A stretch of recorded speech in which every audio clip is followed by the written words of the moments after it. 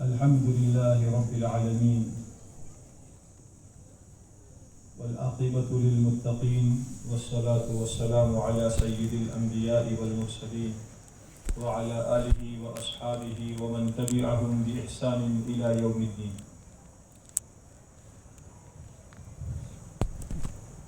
أما بعد فأعوذ بالله من الشيطان الرجيم. بسم الله الرحمن الرحيم.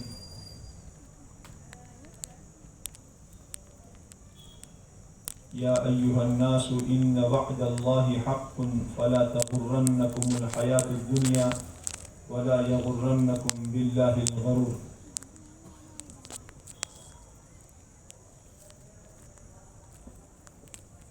وقال سبحانه وتعالى: يا أيها الذين آمنوا اتقوا الله حق تقاته ولا تموتن إلا وأنتم مسلمون. وقال عليه الصلاة والسلام في معنى الحديث: من خاف أدلج ومن أدلج بلغ المنزل ألا إن سلعة الله غالية ألا إن سلعة الله الجنة أو كما قال عليه الصلاة والسلام.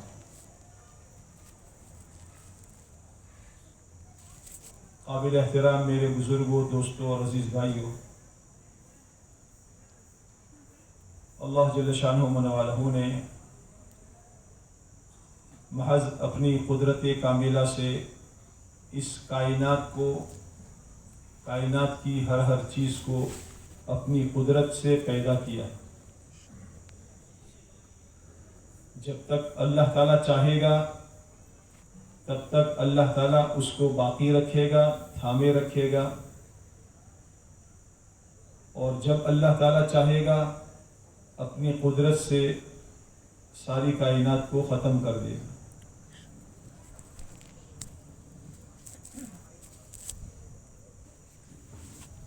دنیا میں جتنی پھیلی ہوئی شکلیں ہیں، جو مخلوقات ہمیں نظر آتی ہیں اور جو مخلوقات ہمیں نظر نہیں آتی، یہ ساری کی ساری اللہ ہی کی پیدا کی ہوئی.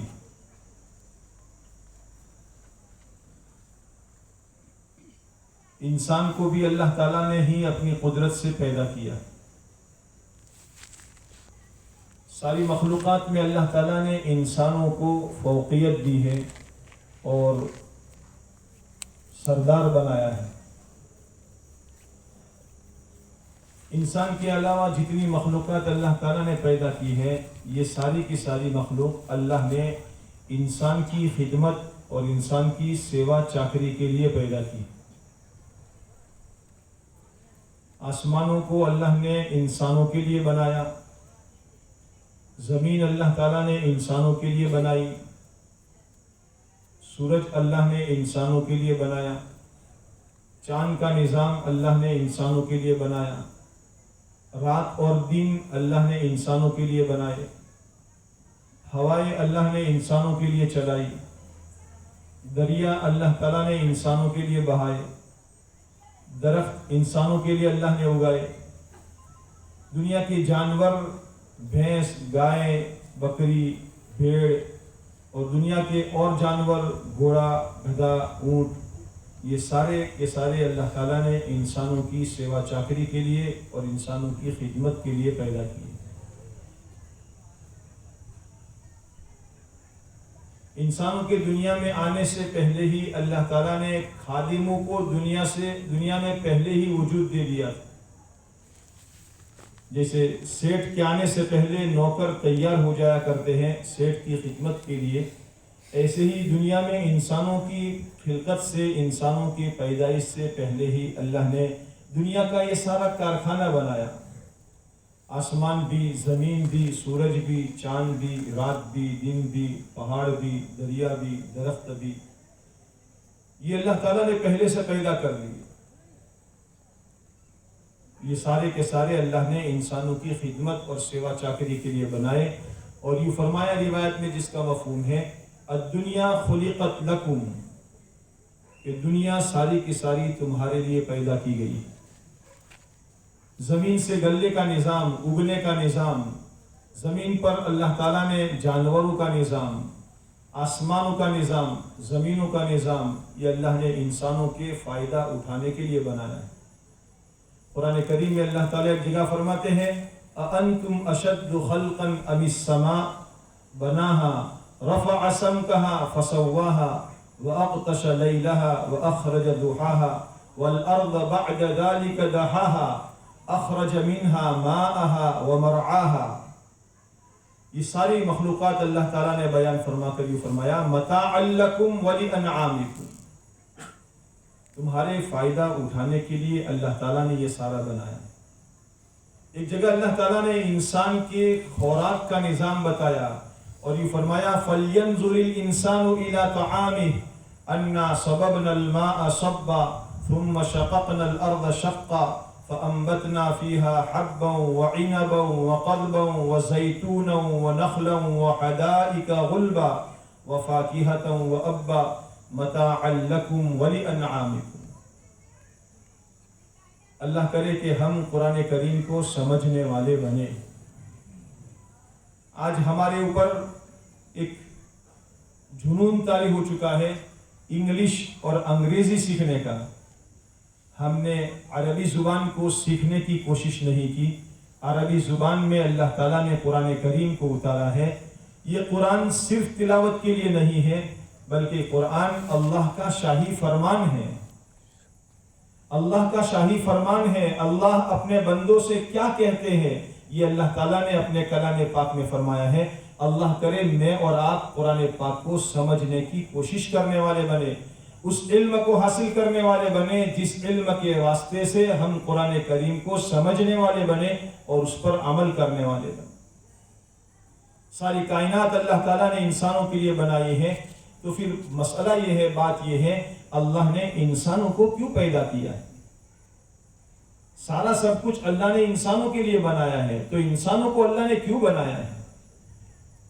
اس روایت کا دوسرا جملہ یہ ہے جس کا مفہوم ہے الدنیا خلقت لکم وانکم خلقتم للآخرہ، کہ دنیا ساری کی ساری تمہارے لیے بنائی گئی ہے لیکن تمہیں اللہ نے آخرت کے لیے پیدا کیا ہے۔ انسان آسمانوں کے لیے نہیں ہے، انسان زمین کے لیے نہیں ہے، انسان بھینسوں کے لیے نہیں ہے، انسان گائے گھوڑوں کے لیے نہیں ہے، اور انسان زمینوں اور آسمانوں کے لیے نہیں ہے۔ انسانوں کی تخلیق اللہ نے اپنی بندگی کے لیے، اپنی پہچان کے لیے، اور انسانوں کی پیدائش اللہ تعالیٰ نے دنیا میں اس لیے کی ہے تاکہ دنیا میں اللہ کی مرضیات پر چل کر اپنی آخرت کی زندگی کو آباد کرنے والے بنے۔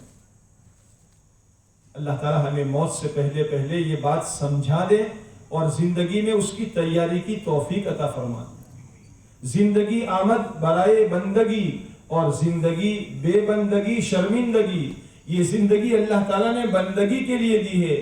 جو بندگی کے بغیر دنیا سے جائے گا اس کو مرنے کے بعد شرمندگی کے سوا اس کے ہاتھ میں کچھ آنے والا نہیں۔ یہ ساری کائنات اللہ تعالیٰ نے اپنی پہچان کے لیے بنائی ہے۔ میرے بندو میری قدرت کے مظہر کو دیکھو اور مجھے پہچانو میں کتنی بڑی طاقت والا ہوں۔ اے میرے بندو میرے خزانوں کو دیکھو اور میرے خزانوں کو دیکھ کر میری قدرت اور میرے خزانے کو پہچانو، مجھے پہچانو میں کتنے بڑے خزانوں کا مالک ہوں۔ ساری کائنات اللہ تعالیٰ نے اپنے تعارف کے لیے، اپنی اوڑکھان کے لیے کہ اللہ تعالیٰ ہم سب کا مالک ہے، ہم سب کا خالق ہے، ہم سب کا پیدا کرنے والا ہے۔ وہ چاہے تو مردے میں سے زندہ بنا دے اور وہ چاہے تو زندے میں سے مردہ پیدا کر دے۔ وہ چاہے تو پانی کے ناپاک قطرے میں سے بہترین قسم کا انسان پیدا کر دے جس کا تصور اور جس کا خیال ہم کر نہیں سکتے۔ دنیا کے انسان کوئی مورت بناتے ہیں، کوئی صورت بناتے ہیں تو کوئی لکڑی پر بناتا ہے، کوئی پتھر میں بناتا ہے، کوئی پیتل میں بناتا ہے، کوئی لوہے میں بناتا ہے۔ اللہ جل شانہ والا نے انسانوں کی پیدائش ایک ناپاک پانی کے قطرے سے اللہ تعالیٰ نے فرمائی ہے، جس کو قرآن کریم میں اللہ تعالیٰ فرماتے ہیں هل أتى على الإنسان حين من الدهر لم يكن شيئا مذكورا إنا خلقنا الإنسان من نطفة أمشاج نبتليه فجعلناه سميعا بصيرا۔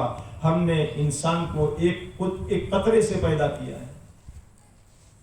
یہ اللہ کی قدرت ہے۔ اللہ تعالیٰ نے اپنی قدرت کاملہ سے انسان کی تخلیق فرمائی ہے، اور کیسی پیدائش اللہ تعالیٰ نے فرمائی ہے کہ ہر انسان کو اللہ تعالیٰ نے ویسا بہترین صورت اور بہترین سانچے میں ڈھال کر بنایا ہے کہ ایسا کوئی تصور نہیں کر سکتا۔ اس سے زیادہ انسان کو زیادتی محسوس ہوتی ہے، اور اس انسان کی تخلیق میں کوئی کمی ہو جائے تو انسان کو کمی محسوس ہوتی ہے۔ قرآن کریم میں اللہ تعالیٰ نے سچ فرمایا ہے، بسم اللہ الرحمن الرحیم، والتین والزیتون وطور سینین وهذا البلد الامین لقد خلقنا الانسان فی احسن تقویم۔ اللہ نے انسان کی تخلیق اور بہترین تخلیق پر چار چیزوں کی قسمیں کھا کر فرمایا، انجیر کی قسم، زیتون کی قسم، طور سینا کی قسم، مکہ مکرمہ کی قسم، اور پھر فرمایا ہم نے انسان کو بہترین صورت اور بہترین سانچے کے اندر میں پیدا کیا۔ ہر انسان کو اللہ تعالیٰ نے ایک ہاتھ میں 5 انگلیاں دی ہے۔ اگر کسی انسان کو 5 میں سے ایک انگلی کم ہو جائے تو وہ انسان محسوس کرتا ہے میرے ہاتھ میں کمی ہے، میرے ہاتھ میں کمی ہے۔ اور 5 میں ایک انگلی مزید بڑھ جائے، اگر 6 انگلیاں ہو جائے تو یہ انسان محسوس کرتا ہے یہ 6ٹھی انگلی زیادہ ہے، یہ گویا کھانے میں، پینے میں، کپڑے پہننے میں، کام کرنے میں مجھے لڑتی ہے۔ اللہ تعالیٰ کیسے پیدا کرنے والے ہیں کہ اللہ تعالیٰ نے ہر انسان کو 5 انگلیاں دی ہے جو انسان کے لیے کافی اور وافی ہے۔ ہر انسان کو اللہ تعالیٰ نے 2 آنکھیں دی ہے، 3 آنکھیں نہیں دی۔ اگر ایک آنکھ دے تو بھی انسان محسوس کرتا ہے کہ میرے اندر میں کمی ہے، اور اگر 2 کے بجائے 3 دے دے تو یہ انسان دنیا میں عجوبہ بن جائے۔ لقد خلقنا الانسان فی احسن تقویم، اللہ نے انسان کو بہترین صورت کے اندر میں پیدا کیا ہے۔ آنکھیں اللہ نے اوپر بنائی ہے، پھر اس کے بعد اللہ نے نیچے ناک بنائی ہے، پھر اس کے بعد اللہ تعالیٰ نے منہ بنایا ہے۔ اگر یہ ناک منہ کے اوپر ہونے کی بجائے کسی اور جگہ ہوتی تو انسان کو کھانے میں تکلیف پیش آ جاتی۔ انسان لقمہ اٹھاتا ہے، کوئی مٹھائی اٹھاتا ہے، روٹی کا ٹکڑا اٹھاتا ہے، آنکھ سے دیکھتا ہے اس پر کوئی کیڑی مکوڑا جیو جنتو تو نہیں ہے، آنکھ سے دیکھنے کے بعد منہ کے قریب لاتا ہے تو ناک سے اس کی بو محسوس کرتا ہے یہ روٹی، یہ مٹھائی باسی سڑی ہوئی تو نہیں ہے۔ 2 لیبورٹریوں کے اندر میں پاس ہونے کے بعد پھر منہ میں لقمہ انسان ڈالتا ہے، اور منہ میں بھی اللہ تعالیٰ نے زبان کے چاروں طرف میں 32 دانت بنائے ہیں۔ کیا اللہ تعالیٰ کی قدرت کا کرشمہ ہے کہ زبان 32 دانتوں میں کھانا لقمہ تقسیم کرتی ہے، لیکن کبھی بھی زبان دانتوں کے بیچ میں نہیں آتی۔ یہ اللہ تعالیٰ نے اپنی قدرت سے پیدا کیا ہے، اور اللہ اپنی قدرت سے تھامے ہوئے ہیں۔ اللہ نے محض اپنی قدرت کاملہ سے انسان کو پیدا کیا ہے، اور انسان کو اللہ تعالیٰ نے اپنی بندگی کے لیے پیدا کیا ہے۔ اللہ تعالیٰ کی قدرت میں انسان غور کرنے والا بنے کہ اللہ تعالیٰ نے کیسے اپنی قدرت کا نظام چلایا ہے، اور اللہ تعالیٰ نے انسانوں کی تخلیق فرمائی ہے۔ خود قرآن کریم میں اللہ تعالیٰ فرماتے ہیں وَفِي أَنفُسِكُمْ أَفَلَا تُبْصِرُونَ، اپنے ذات پر غور کرو، کیا تم دیکھتے نہیں ہو کہ اللہ تعالیٰ نے تم کو کیسے پیدا کیا ہے؟ اللہ تعالیٰ نے تمہاری قیمتی آنکھ بنائی ہے، اور اس آنکھ کے چاروں طرف میں مضبوط ہڈی کا حلقہ بنایا ہے۔ اگر انسان کہیں ٹکرا بھی جائے تو ٹکرانے سے ہڈی پر مار لگتی ہے، آنکھ بچ جاتی ہے۔ اگر یہ آنکھ پیشانی کی طرح باہر ہوتی تو پتہ نہیں کتنی مرتبہ دن میں ٹکرا جاتی، لیکن اللہ تعالیٰ نے آنکھ کو ہڈی کے سانچے میں اندر میں رکھا ہے تاکہ آنکھ محفوظ رہے۔ آنکھ کے اوپر اللہ تعالیٰ نے اوپر کا پردہ رکھا ہے جو پتہ نہیں 1 منٹ میں سینکڑوں مرتبہ بند چالو ہوتا رہتا ہے۔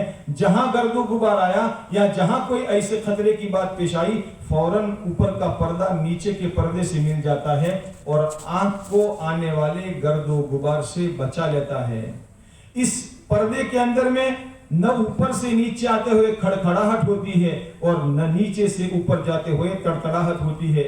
ہماری دکان کا شٹر ہوتا ہے، ہم نیچے کرتے ہیں تو کھڑکھڑاہٹ سے نیچے آتا ہے اور اوپر کرتے ہیں تو کڑکڑاہٹ سے اوپر جاتا ہے، لیکن ہماری آنکھ کے شٹر کو सैकड़ों मर्तबा ऊपर नीचे करते हैं, लेकिन इस आंख में कोई आवाज नहीं पैदा होती। ये अल्लाह ताला की कुदरत का करिश्मा है।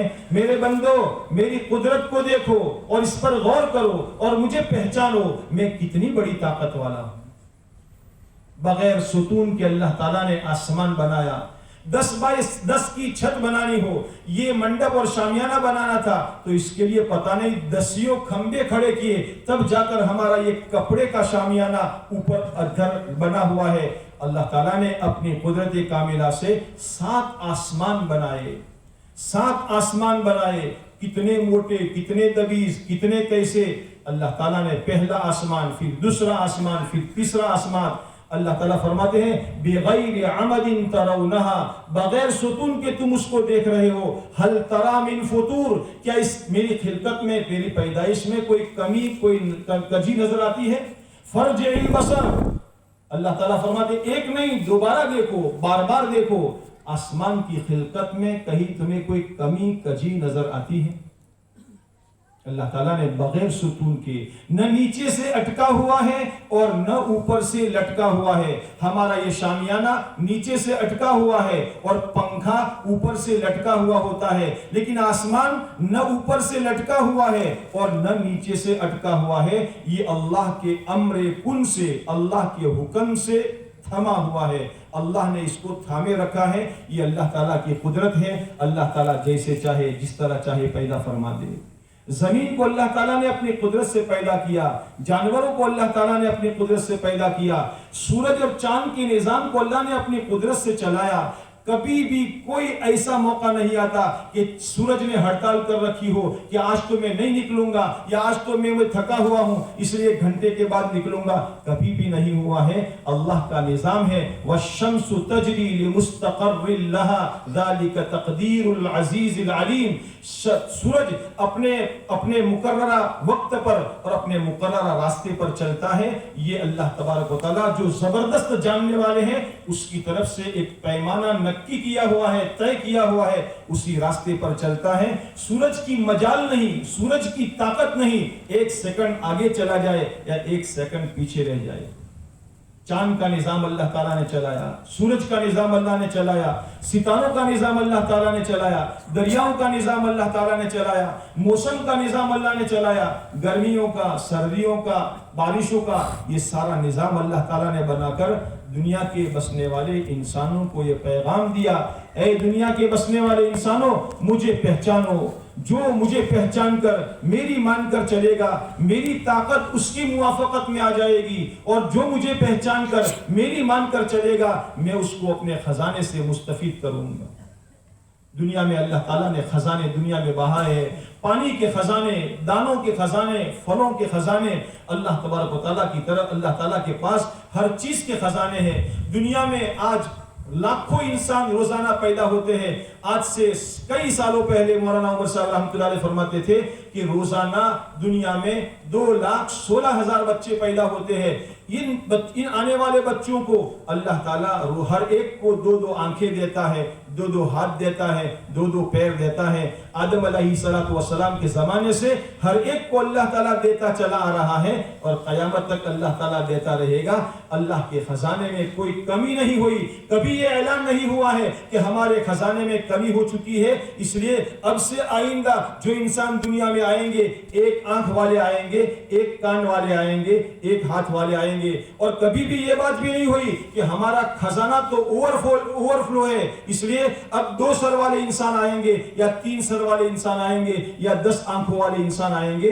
अल्लाह ताला कुरान करीम में फरमाते हैं, व इम मिन शैइन इल्ला इंदना खज़ाइनुहु व मा नुनज़्ज़िलुहु इल्ला बिक़दरिन मालूम। हर चीज का खजाना हमारे पास है और हम एक मिक़दार मुअय्यन के साथ दुनिया में हमारे खजाने से उतारते रहते हैं।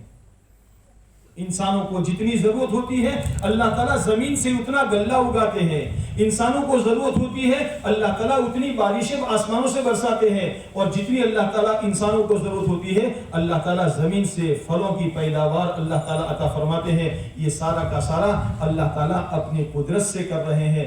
अल्लाह ताला ने इंसानों को दुनिया में इसलिए पैदा किया है ताकि दुनिया में इंसान अल्लाह को पहचान कर जिंदगी गुजारने वाला बने। ہر انسان کے ذمے ہے کہ ہر انسان چاہے وہ کسی ملک کا رہنے والا ہو، کسی خطے کا رہنے والا ہو، انسان اپنے پیدا کرنے والے خالق اور مالک کو پہچانے۔ میرا پیدا کرنے والا کون ہے؟ میرا خالق اور مالک کون ہے؟ مجھے کس نے پیدا کیا ہے؟ میرا پیدا کرنے والا کون ہے؟ سیدنا علی رضی اللہ تعالیٰ فرماتے ہیں عرفت ربی بفسخ العزائم، میں نے اپنے رب کو اپنے عزائم کے ٹوٹنے سے پہچانا۔ کسی کام کے کرنے کا میں ارادہ کر لیتا ہوں، بعض مرتبہ وہ کام ہو جاتا ہے، اور کسی کام کے کرنے کا عزم اور پختہ ارادہ کرتا ہوں لیکن وہ کام نہیں ہو پاتا۔ مجھے معلوم ہو گیا، یقین ہو گیا کہ میرے ارادے اور اس کام کے پورا کرنے کے درمیان ایک ذات اور ایک طاقت حائل ہے، اور وہ اللہ کی طاقت ہے۔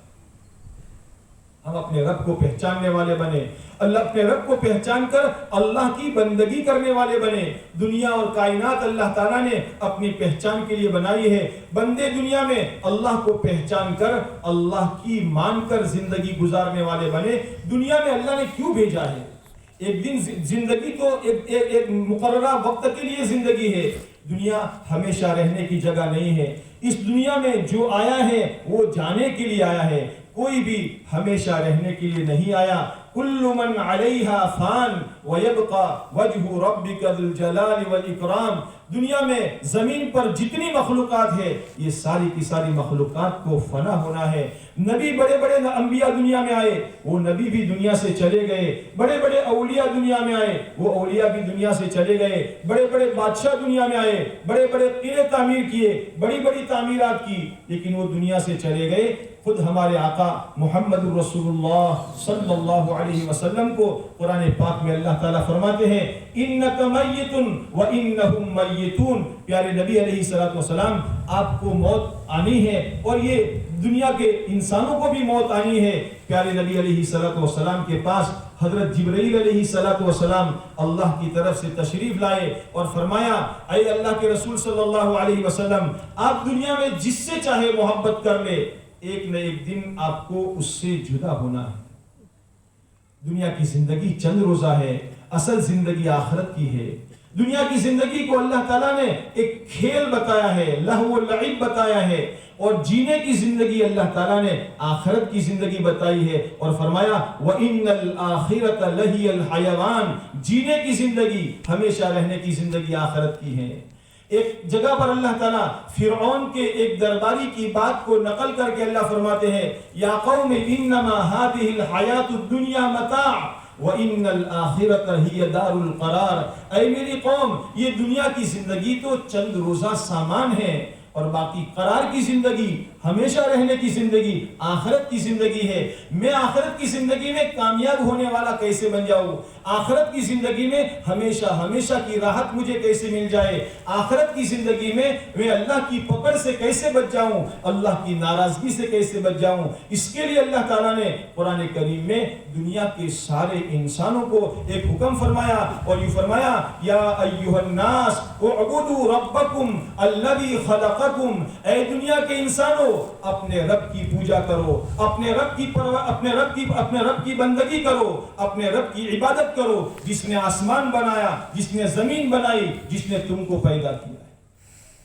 وہ مالک ایک اکیلا اللہ، وہی عبادت کے لائق ہے، اس کے سوا کوئی عبادت کے لائق نہیں ہے۔ یہ تمام انبیاء کرام علیہ السلام نے بتایا۔ قرآن کریم میں اللہ تعالیٰ نے فرما دیا الہکم الہ واحد، جی لگانے کے قابل، عزت دینے والا، ذلیل کرنے والا، نفع دینے والا، نقصان دینے والا، کھوٹ دینے والا، نفع دینے والا، اولاد دینے کا کام، اولاد نہ دینے کا کام، موت دینے کا کام، زندگی دینے کا کام، یہ صرف اور صرف اللہ کی قبضے قدرت میں ہے۔ وہ جسے چاہے زندگی دے دے اور وہ جسے چاہے موت دے دے، وہ جسے چاہے لڑکے دے دے اور وہ جسے چاہے لڑکیاں دے دے، وہ جسے چاہے بانجھ بنا دے۔ قرآن کریم میں اللہ کا ارشاد ہے للہ ملک السماوات والارض یہب لمن یشاء اناثا ویہب لمن یشاء الذکور او یزوجہم ذکرانا واناثا ویجعل من یشاء عقیما۔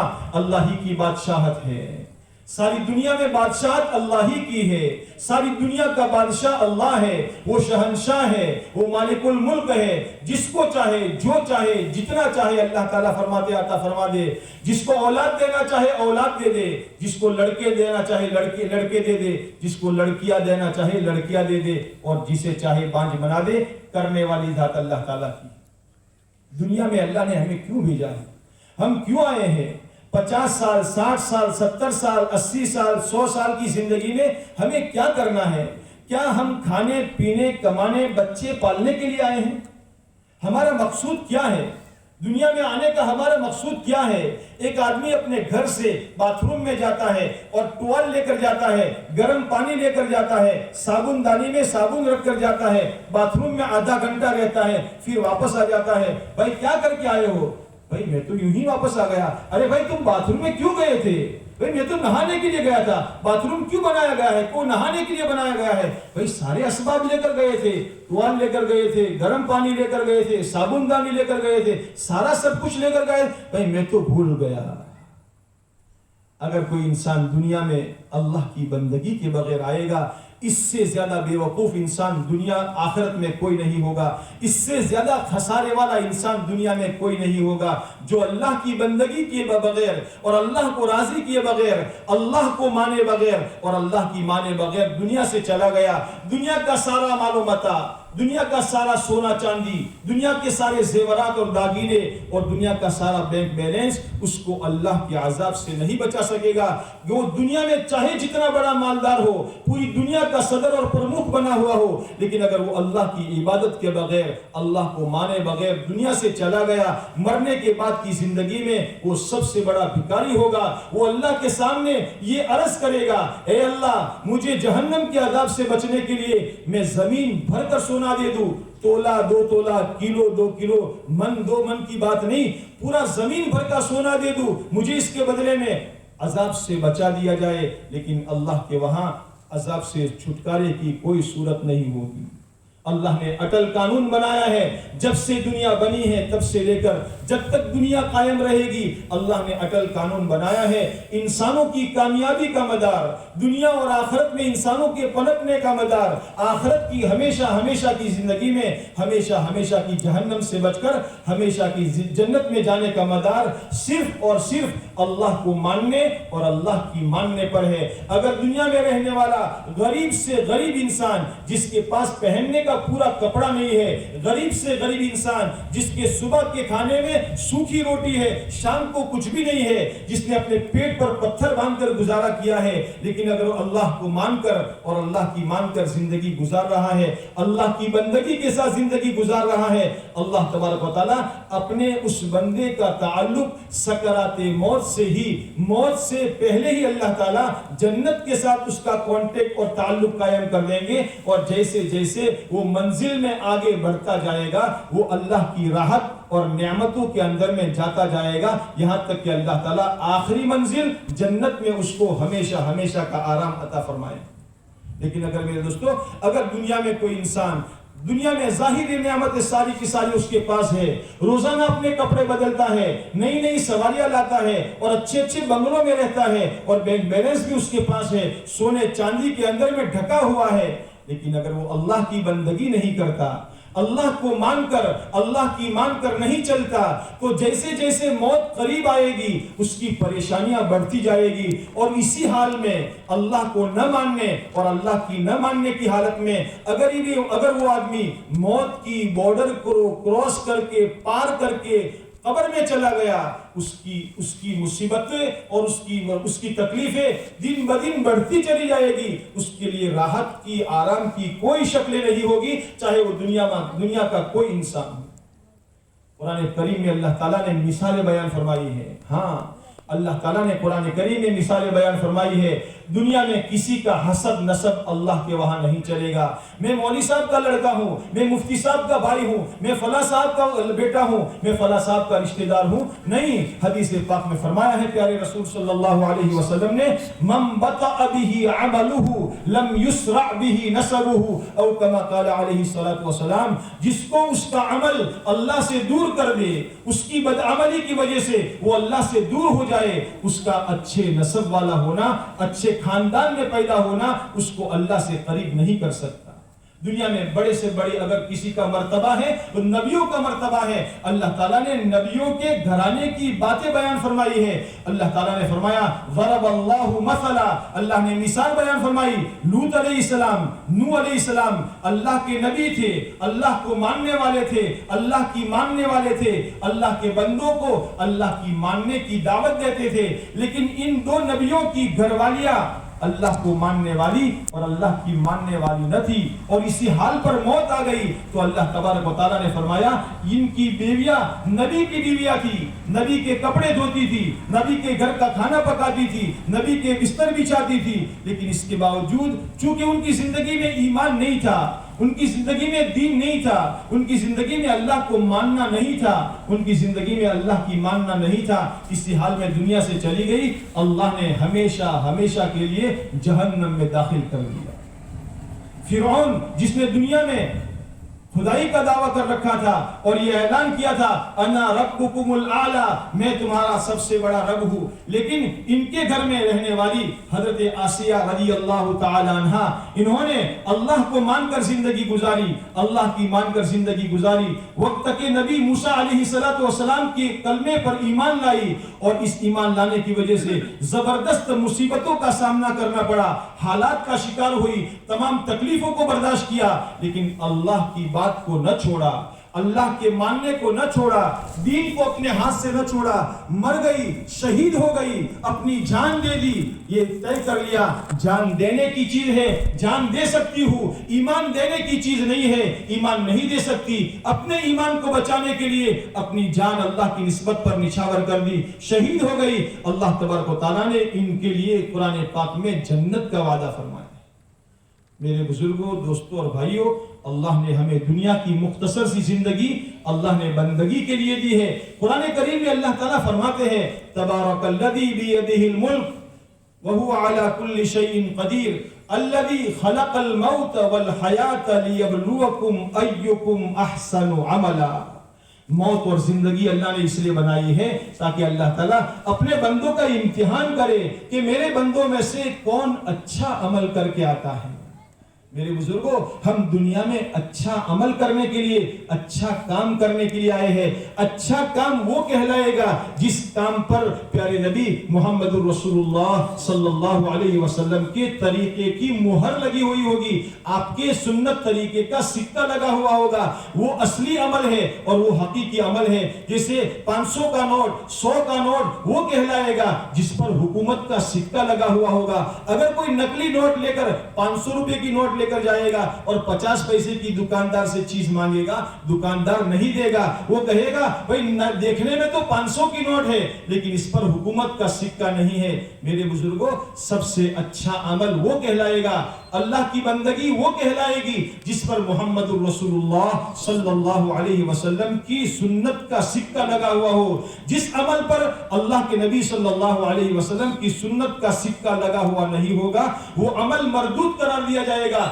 نماز جیسا اچھا سے اچھا عمل اگر پیارے نبی محمد صلی اللہ علیہ وسلم کے طریقے کے مطابق نہیں ہوگا, وہ نماز کالے کپڑے میں لپیٹ کر مردود کر کے نمازی کے چہرے پر مار دی جائے گی.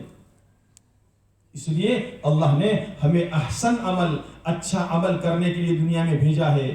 دنیا کی زندگی چند روزہ ہے, یہ امتحان کے لیے اللہ نے بنائی ہے. ہمارے بڑے مثال دے کر فرماتے ہیں جیسے گرمیوں کے زمانے میں چھوٹے چھوٹے دیہاتوں کے اندر میں سخت دوپہر کی دھوپ کے وقت میں 12-1 بجے ہر آدمی اپنے آپ کو چلچلاتی دھوپ سے بچنے کے لیے، لو سے بچنے کے لیے اپنے آپ کو اپنے گھروں میں، اپنے گھانیوں میں، اپنے کمروں میں محبوس کر دیتا ہے، قید کر لیتا ہے، بچوں کو باہر نہیں جانے دیتا، سب کو گھروں کے اندر میں بند کر لیتا ہے کہ باہر کی گرم لو نہ لگ جائے اور دھوپ اور کڑوی اور کڑی دھوپ نہ لگ جائے ورنہ بیمار ہو جائیں گے۔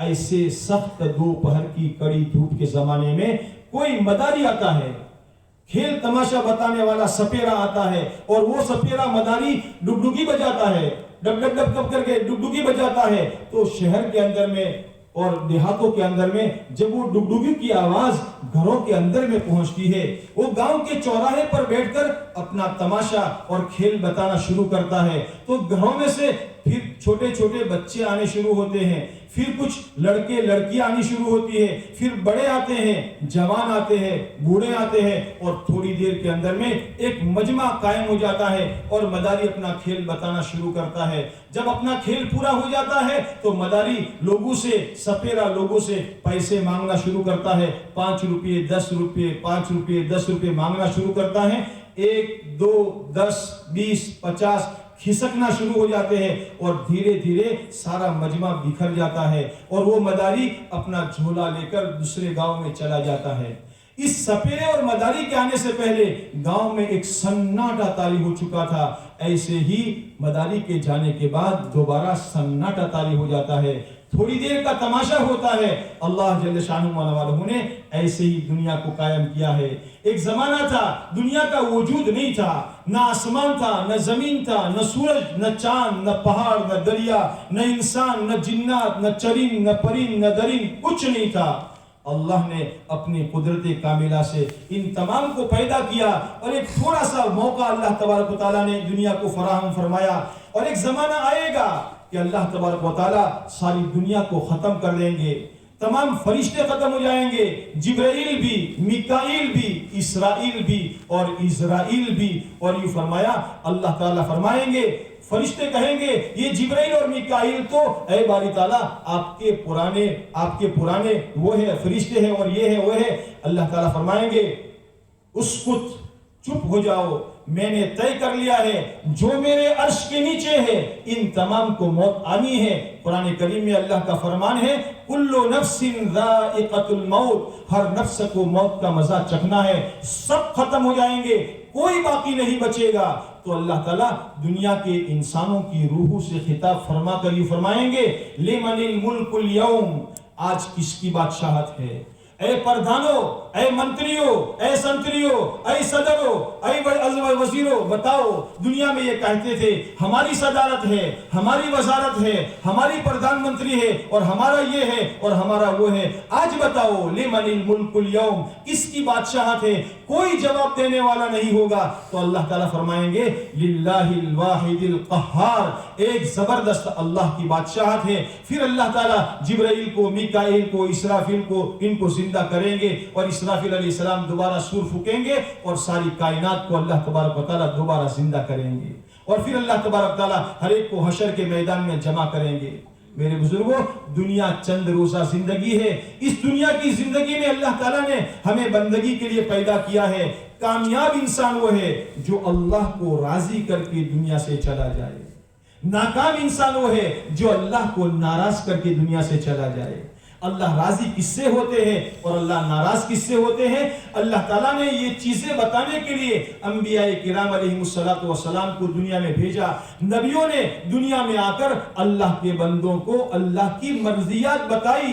اے دنیا کے انسانوں، اللہ تعالیٰ یہ کرنے سے راضی ہوتے ہیں، نماز پڑھنے سے راضی ہوتے ہیں، زکوٰۃ دینے سے راضی ہوتے ہیں، حج کرنے سے راضی ہوتے ہیں، صلہ رحمی کرنے سے راضی ہوتے ہیں، ماں باپ کو راضی کرنے سے راضی ہوتے ہیں، کسی مخلوق کی خدمت کرنے سے راضی ہوتے ہیں، سچائی سے اللہ راضی ہوتے ہیں، امانت داری سے اللہ راضی ہوتے ہیں، ایمانداری سے اللہ راضی ہوتے ہیں، راستے میں سے تکلیف دینے والی چیز کو ہٹانے سے اللہ راضی ہوتے ہیں، کسی انسان کے لیے اپنے آپ کو نفع دینے والا بنانا، اس سے اللہ تعالیٰ راضی ہوتے ہیں۔ دنیا میں خیر کے کام کرنے والوں سے اللہ راضی ہوتے ہیں۔ نبیوں نے دنیا میں آ کر انسانوں کو اللہ کی مرضیات بتائی۔ اے دنیا کے انسانوں، تمہاری کامیابی صرف اور صرف اللہ کی بندگی میں ہے۔ یا قوم اعبدوا اللہ ما لکم من الہ غیرہ، اے دنیا کے انسانوں، ایک اللہ کی مان کر چلو، اللہ کے سوا دنیا میں کرتا دھرتا کوئی نہیں ہے۔ ہاں، اللہ کے سوا دنیا میں جی لگانے کے قابل کوئی نہیں ہے، عزت دینے والا کوئی نہیں ہے، ذلیل کرنے والا کوئی نہیں ہے، کامیاب کرنے والا کوئی نہیں ہے، ناکامی دینے والا کوئی نہیں ہے، زندگی دینے والا کوئی نہیں ہے، موت دینے والا کوئی نہیں ہے۔ ایک اکیلا اللہ ہے جو سب کچھ کے بغیر سب کچھ کرتا ہے، اور دنیا کا سارا سب کچھ مل کر بھی اللہ کے بغیر کچھ نہیں کر سکتا۔ اللہ کرے یہ یقین ہمارے اندر میں پیدا ہو جائے، اور پھر ہم اللہ کی بندگی کرنے والے بنے، اللہ کی طاقت سے براہ راست فائدہ اٹھانے کے لیے، اور اللہ کے خزانوں سے براہ راست ڈائریکٹ فائدہ اٹھانے کے لیے اللہ تعالیٰ نے اپنے بندوں کو اپنے احکامات دیے ہیں۔ اور یوں فرمایا اللہ تعالیٰ حدیث پاک میں فرماتے ہیں، اذا اطعت رضیت واذا رضیت بارکت وليس ببرکتی نہایا، اے میرے بندو، جب میری اطاعت کی جاتی ہے، جب میرا کہا مانا جاتا ہے، میں راضی ہو جاتا ہوں، اور جب میں راضی ہو جاتا ہوں تو میں برکتیں کرتا ہوں، اور میری برکت کی کوئی انتہا نہیں ہوتی۔ ہاں، اللہ فرماتے ہیں جب میری اطاعت کی جاتی ہے، میرا کہا مانا جاتا ہے۔ میرے دوستو، دنیا میں زندگی گزارنے کے دو راستے ہیں، ایک اللہ کی مان کر چلنا، اور ایک اپنے جی کی چاہت کو مان کر چلنا، اپنے نفس کی مان کر چلنا۔ نفس کی مان کر چلنے والا یہ جہنم میں جائے گا، اور اللہ کی مان کر چلنے والا یہ جنت میں جائے گا۔ قرآن کریم میں اللہ تعالیٰ نے دو مقامات کی وضاحت فرمائی ہے، اور یوں فرمایا وَأَمَّا مَنْ خَافَ مَقَامَ رَبِّهِ وَنَهَى النَّفْسَ عَنِ الْهَوَى فَإِنَّ الْجَنَّةَ هِيَ الْمَأْوَى وَأَمَّا مَنْ طَغَى وَآثَرَ الْحَيَاةَ الدُّنْيَا فَإِنَّ الْجَحِيمَ هِيَ الْمَأْوَى۔ جو اللہ سے ڈر کر، اللہ کی مان کر، اللہ کو مان کر زندگی گزارے گا، اپنے نفس کی چاہتوں کو قربان کر دے گا، اپنے آپ کو من چاہی زندگی سے روک لے گا، اپنے آپ کو کنٹرول میں رکھے گا، اور اللہ کی مان کر چلے گا، اللہ تعالیٰ فرماتے ہیں اس کا ٹھکانہ جنت ہے۔ اور جو سرکشی کرے گا اور یہ کہے گا پیسہ میرا، زندگی میری، جوانی میری، اور مرضی میری مرضی، میرا پیسہ، میری مرضی، میری زندگی، جو یہ کہہ کر زندگی گزارے گا، اللہ فرماتے ہیں اس کا ٹھکانہ جہنم ہے۔ اللہ تعالیٰ اس سے ہماری حفاظت فرمائے۔ اس لیے اللہ تعالیٰ نے اپنی اطاعت کا بندوں کا حکم دیا، اور قرآن کریم میں جگہ جگہ اللہ تعالیٰ نے فرمایا فَاتَّقُوا اللَّهَ وَأَطِيعُونِ، اے لوگو اللہ سے ڈر کر زندگی گزارو، اور اللہ کی مان کر زندگی گزارو۔ کیا مانے، کیسے مانے، اس کے لیے اللہ تعالیٰ نے نبیوں کے ذریعے سے اللہ نے اپنے احکامات دیے۔ میرے بندو، یہ میرا حکم ہے، اگر تم میرے حکم کو مان کر چلو گے تو میں تمہاری دنیا بھی بھلی بناؤں گا اور آخرت بھی بھلی بناؤں گا۔ اور قرآن پاک میں اللہ تعالیٰ نے اس کا وعدہ فرمایا من عمل صالحا وهو مؤمن فلنحيينه حیاة طیبہ، جو ایمان والا یا ایمان والی بہن عورت نیک عمل کرے گا، نیک عمل، تو اللہ تعالیٰ فرماتے ہیں میں اس کی زندگی کو شاندار زندگی بنا دوں گا۔ ہاں، شاندار زندگی بنانے کے لیے اللہ پیسوں کے محتاج نہیں ہے، شاندار زندگی بنانے کے لیے اللہ بنگلوں کے محتاج نہیں ہے، شاندار زندگی بنانے کے لیے اللہ تعالیٰ سواریوں اور گاڑیوں کے محتاج نہیں ہے۔ اللہ تعالیٰ سب کچھ کے بغیر شاندار زندگی دیں گے، سکون دلوں میں عطا فرمائیں گے، لوگوں کے دلوں میں محبوبیت عطا فرمائیں گے۔ اس کے پاس تو سائیکل بھی نہیں ہوگی، لیکن دنیا کے انسان اپنی گاڑیاں ان کو اپنے بٹھانے کے لیے پیش کریں گے۔ اس کے پاس تو جھوپڑی ہوگی، لیکن لوگ اس کو اپنے بنگلے پیش کریں گے۔ اللہ تعالیٰ لوگوں کے دلوں میں محبوبیت پیدا کریں گے، دلوں میں سکون اور چین پیدا کریں گے۔ اللہ تعالیٰ آپس میں محبت عطا فرمائیں گے۔ اس سے بڑھ کر شاندار زندگی کیا ہو سکتی ہے؟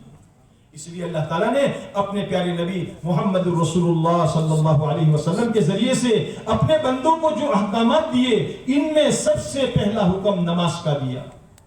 ہاں، سب سے پہلا حکم نماز کا دیا، اور اللہ کے نبی علیہ السلام نے فرمایا اول ما يحاسب به العبد يوم القيامة الصلاة، قیامت کے دن بھی سب سے پہلا حساب نماز کا لیا جائے گا. اگر مسلمان نماز میں ٹھیک ٹھاک نکلا تو اس کے باقی عمل بھی ٹھیک ٹھاک ہوں گے. اور اگر نماز کے اندر میں پھنس گیا, ایک پڑھی دوسری نہیں پڑھی, جمعہ کی پڑھی, عید کی نماز پڑھی, باقی نمازیں نہیں پڑھی, یعنی نماز کا اہتمام نہ کیا, تو ایسا انسان اگر نماز میں پھنس گیا تو پھر روزے میں پھنسے گا, زکات میں پھنسے گا, حج میں پھنسے گا, ہر عمل میں پھنستا چلا جائے گا. اسی لیے پیارے نبی علیہ السلام کو نماز سے خاص محبت تھی.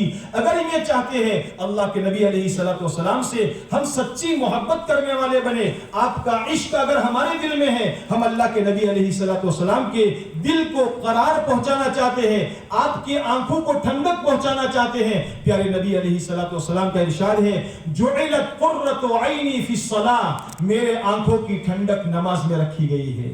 جعلت قرۃ عینی فی الصلاۃ, میرے آنکھوں کی ٹھنڈک نماز میں رکھی گئی ہے. جسے اولاد چاہتی ہے ہمارے ماں باپ کی آنکھ ہمارے ذریعے سے ٹھنڈی ہو, وہ کمائی کرتا ہے, پیسے لاتا ہے, کبھی بیکاری میں نہیں رہتا, کبھی ایسا کام نہیں کرتا جس سے اپنے ماں باپ کی عزت پر داغ پڑ جائے. ایسے ہی میرے بزرگوں, ہم اور آپ حضرت محمد رسول اللہ صلی اللہ علیہ وسلم کے امتی ہے. اگر ہم یہ چاہتے ہیں اللہ کی بندگی کرے اور محمد صلی اللہ علیہ وسلم کے ساتھ سچی محبت اور عقیدت آپ علیہ السلام سے رکھ کر آپ کے طریقوں پر چلنے والے بنے, اس لیے کہ آپ کی عقیدت اور آپ کی سنت کے بغیر ہم اللہ کو پا نہیں سکتے. اس لیے کہ قرآن کریم میں اللہ تعالیٰ کا یہ ارشاد ہے, قرآن کریم میں اللہ تعالیٰ نے قیامت تک کے آنے والے انسانوں کو پیارے نبی علیہ السلام کے ذریعے سے یہ پیغام دیا ہے اور یہ فرمایا ہے, قل ان کنتم تحبون اللہ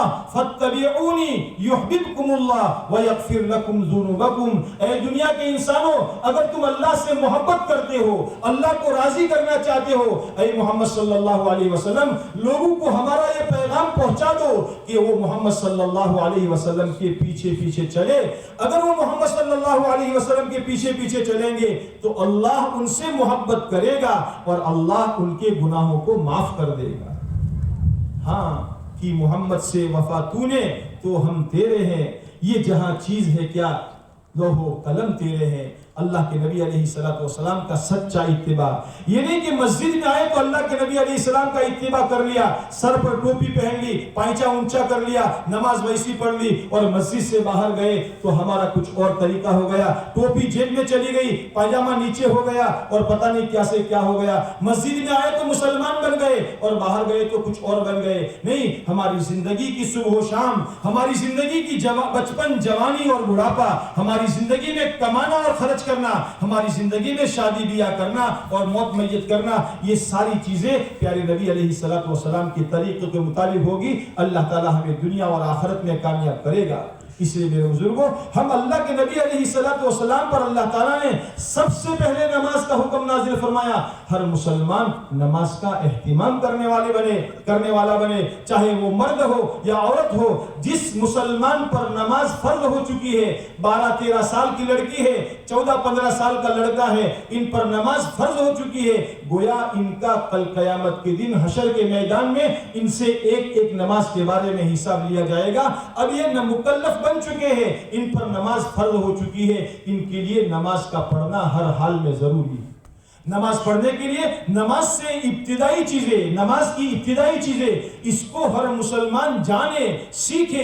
اس کے لیے فرمایا طلب العلم فریضۃ علی کل مسلم و مسلمہ, فرمایا علم کا طلب کرنا اور علم کا حاصل کرنا ہر مسلمان مرد عورت پر فرض ہے. نماز سے پہلے پاک ہونا ضروری ہے. الطہور شطر الایمان, فرمایا پاکی آدھا ایمان ہے. اور فرمایا یہ پاکی جو ہے یہ نماز کی چابی ہے. وضو کرنا نہیں آتا, پاک رہنا نہیں آتا. مسلمان میرے دوستو ناپاک کیسے رہ سکتا ہے؟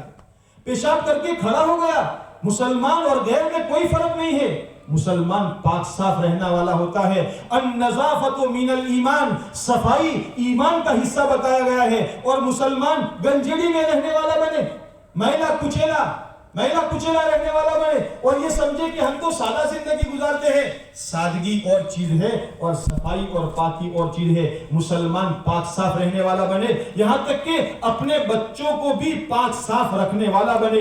ہمارے آقا صلی اللہ علیہ وسلم نے ہمیں صفائی کا حکم دیا ہے. مسلمان اپنے ناخن کاٹنے والا بنے. ایسا نہ ہو لمبے لمبے ناخن ہو چکے ہیں اور اس کے اندر میں میل بھرا ہوا ہے اور اسی کے ساتھ کھانے کے لیے بیٹھا ہوا ہے.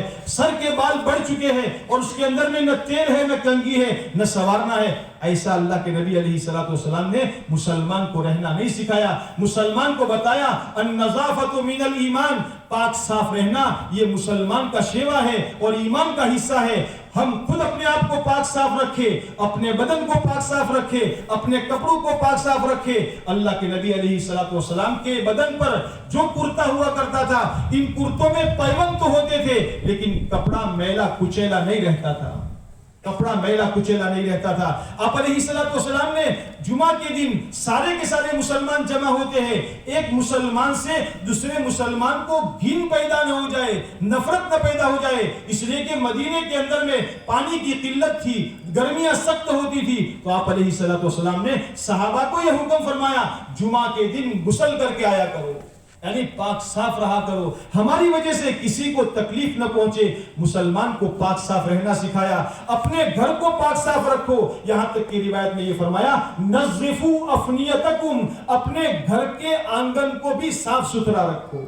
جس نبی نے یہ تعلیم دی ہے کہ اپنے گھر کو, اپنے گھر کے آنگن کو پاک صاف ستھرا رکھو, تو اس نبی کی تعلیم کیا ہوگی اس مسلمان کے بارے میں کہ مسلمان کیسے پاک صاف اور صاف ستھرا رہنے والا بنے. اس لیے میرے دوستو ہم پاکی کا اہتمام کرنے والے بنے, پاکی کا اہتمام کرنے والے بنے. اللہ کے نبی علیہ الصلوۃ والسلام کا ایک مرتبہ قبروں پر سے گزر ہوا, 2 قبر والوں کو عذاب ہو رہا تھا.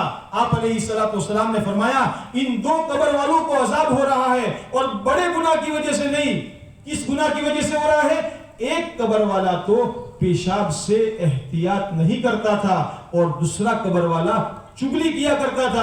ان 2 گناہوں کی وجہ سے ان قبر والوں کو عذاب ہو رہا ہے. آج مسلمان ڈھیلا لینے کو عیب سمجھتا ہے, استنجا کرنے کو عیب سمجھتا ہے. جہاں کہیں کھڑے کھڑے پیشاب کر لیا, جہاں کہیں بیٹھے بیٹھے پیشاب کر لیا اور پیشاب کرنے کے بعد استنجا نہیں کرتا, ویسے ہی کھڑا ہو گیا. جلدی جلدی بازار میں سے آئے اور مسجد کے اندر میں آئے, نماز کی 2 منٹ باقی ہے, 1 منٹ استنجا کر لیا اور استنجا میں بھی ہم نے کوشش نہیں کی کہ ہمارے پیشاب کے قطرے نکل جائے, اس کی کوشش نہیں کی.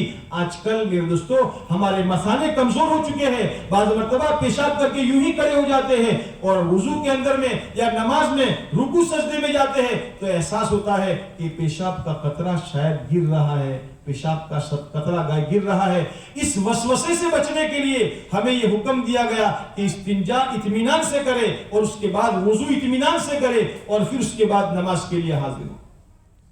ہمیں اللہ کے نبی علیہ الصلوۃ والسلام نے ہمارے ظاہر کو بھی سنوارنے کا حکم دیا اور اللہ کے نبی علیہ الصلوۃ والسلام نے ہمارے باطن کو بھی سنوارنے کا حکم دیا. ہم اپنے ظاہر کو سنوارے, اللہ کے دربار میں آنا ہے, اللہ کے دربار میں اپنے ظاہر کو بھی سنوارے اور اللہ کے دربار میں آ کر اپنے باطن کو سنوارنے والے بنے. وضو کرنے کے بعد ہمیں دعا سکھائی گئی ہے اور یہ فرمایا وضو کے بعد یہ دعا پڑھو اللہم اجعلنی من التوابین واجعلنی من المتطہرین. اے اللہ تو مجھے توابین میں سے بنا دے اور مجھے متطہرین میں سے بنا دے. کیوں؟ اس لیے کہ اللہ تعالیٰ ایک جگہ فرماتے ہیں ان اللہ یحب التوابین ویحب المتطہرین. اللہ تعالیٰ توبہ کرنے والوں سے محبت کرتے ہیں اور اللہ تعالیٰ پاک صاف رہنے والوں سے محبت کرتے ہیں. جب پاک صاف رہیں گے ہماری نماز اچھی بنے گی, ہماری نماز اچھی بنے گی, اللہ کی بارگاہ میں جائے گی اور اللہ کی بارگاہ میں قبولیت حاصل کرے گی. پھر مسلمان اپنی 2 رکعت نماز کے ذریعے سے اپنے مسائل کو حل کروانے والا بنے گا.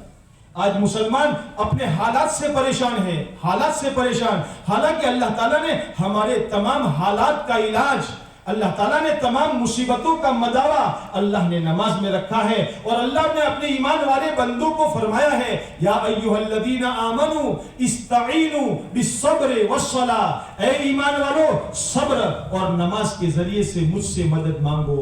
اگر تم پانی کی کمی محسوس کرتے ہو نماز کے ذریعے سے مانگو. اگر کوئی ڈاکو اور چور تمہارے پر حملہ کر رہا ہے نماز کے ذریعے سے مدد مانگو. صحابہ کرام رضوان اللہ علیہم اجمعین کی زندگیوں میں ایسے واقعات ملتے ہیں. ایک صحابی تجارت کا بیپار کرنے کے لیے سفر کرتے ہوئے جا رہے ہیں. راستے میں کوئی ڈاکو اچھی خاصی شکل میں ملا.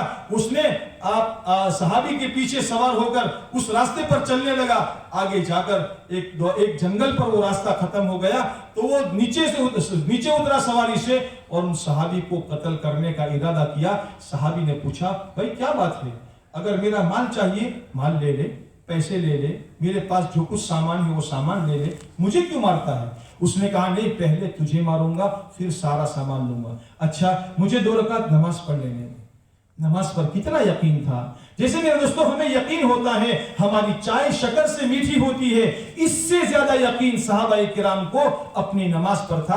ہمارے حالات نماز کے ذریعے سے بنتے ہیں. نماز پڑھی, 2 رکعت نماز پڑھی, پھر 2 رکعت نماز پڑھی اور اللہ کے سامنے ہاتھ اٹھائے اور دعا مانگی, یا ودود یا ودود یا ذل عرش المجید یا فعال لما یرید. آسمان پر گڑگڑاہٹ کی آواز آئی اور ایک فرشتہ نیچے آیا جس نے ایک نیزہ ڈاکو کو مارا. وہ ڈاکو وہیں پر گرا اور ایک آگ کا شعلہ وہاں سے بھڑکنے لگا. صحابی نے اپنی دعا مختصر کر کے آنے والے سے پوچھا بھئی تم کون ہو, کہاں سے آئے ہو؟ اس نے کہا میں 4تھے آسمان کا فرشتہ ہوں. جب تم نے نماز پڑھ کر اللہ سے یہ گڑ گڑا کر دعا مانگنی شروع کی, میں نے اپنے رب سے کہا اے اللہ تیرا ایک بندہ تجھ سے فریاد کر رہا ہے, مدد مانگ رہا ہے, اے اللہ اگر تیری اجازت ہو میں اس کی مدد کے لیے چلا جاؤں. اللہ تعالیٰ نے مجھے اجازت دی اور میں تیری مدد کے لیے آیا ہوں. جو بھی مسلمان اپنے حالات میں اگر شکنجے میں پھنس جائے اور اس طرح 2 اور 2 4 رکعت نماز پڑھ کر ان الفاظ سے اللہ تعالیٰ سے دعائیں مانگے گا, اللہ تعالیٰ اس کی دعا کو اسی طرح قبول فرمائیں.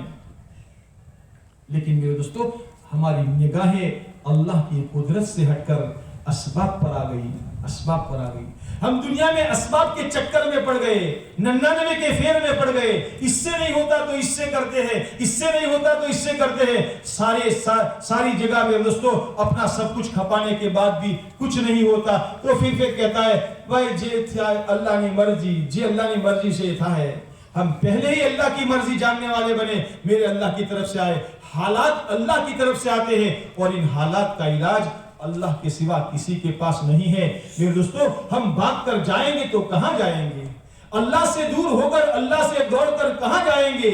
اللہ سے دور ہو کر کہاں جا سکتے ہیں؟ قرآن کریم میں اللہ تعالیٰ فرماتے ہیں, تمام انسانوں اور جناتوں سے فرماتے ہیں یا معشر الجن والانس ان استطعتم ان تنفذوا من اقطار السماوات والارض فانفذوا لا تنفذون الا بسلطان. اے دنیا کے انسانوں اور جناتوں, اللہ کی طاقت سے اللہ سے بھاگنا چاہتے ہو؟ آسمان کے کناروں سے نکل سکتے ہو, زمین کے کناروں سے نکل سکتے ہو, لیکن اللہ کی پکڑ سے, اللہ کی طاقت سے باہر نہیں جا سکتے.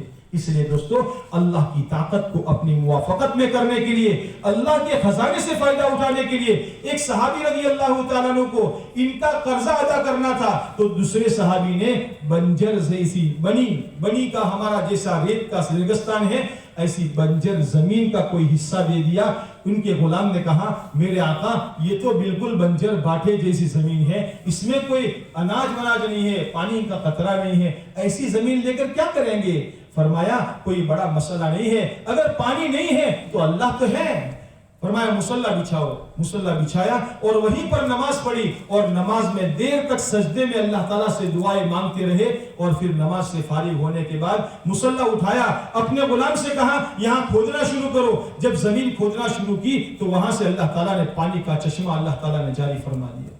میرے دوستو جو اللہ 1400 سال پہلے اور اس سے پہلے جس طاقت کے ساتھ جو اللہ تھا وہ اللہ آج بھی اسی طاقت کے ساتھ ہے. جس اللہ نے اس زمانے میں ایمان والوں کی ان اعمال کی بنیاد پر مددیں کی تھی وہ اللہ آج بھی ان اعمال کی بنیاد پر ایمان والوں کی مددیں کرے گا. قرآن پاک میں اللہ تعالیٰ کا ارشاد ہے اِنَّا لَنَنْصُرُ رُسُلَنَا وَالَّذِينَ آمَنُوا فِي الْحَيَاةِ الدُّنْيَا وَيَوْمَ يَقُومُ الْأَشْهَادُ.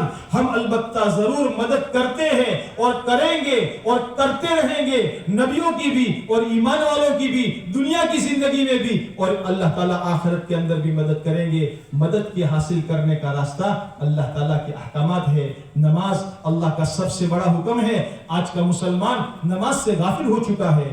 اللہ کے نبی علیہ السلام کو نماز کا وہ اہتمام تھا کہ آپ علیہ السلام جب دنیا سے پردہ فرما رہے ہیں، ام سلمہ رضی اللہ تعالیٰ عنہ فرماتی ہے آپ کے ہونٹ مبارک ہل رہے تھے، آواز باہر نہیں آ رہی تھی، آپ کے ہونٹ مبارک ہل رہے تھے، میں نے کان لگا کر سنا تو آپ علیہ السلام فرما رہے تھے الصلاۃ الصلاۃ وما ملکت ایمانکم، اے میری امت نماز کا خیال رکھنا، نماز کا خیال رکھنا۔ اور آج ہم نبی کی محبت کے دعوے دار، لا الہ الا اللہ محمد رسول اللہ کے پڑھنے والے مسلمان نماز سے غافل ہو چکے۔ مسلمان جمعہ کا مسلمان بن چکا، مسلمان صرف عید کی نماز پر کافی رہنے والا بن گیا، حالانکہ مسلمان کو یہ تاکید کی گئی تھی، ہر مسلمان ماں باپ کو شریعت اسلامیہ نے اور شریعت محمدیہ نے یہ تاکید کی تھی کہ ماں باپ کے ذمے ہے اب تمہاری اولاد جب 7 برس کی ہو جائے اپنی اولاد کو نماز سکھاؤ اور اپنی اولاد کو نماز کا حکم کرو۔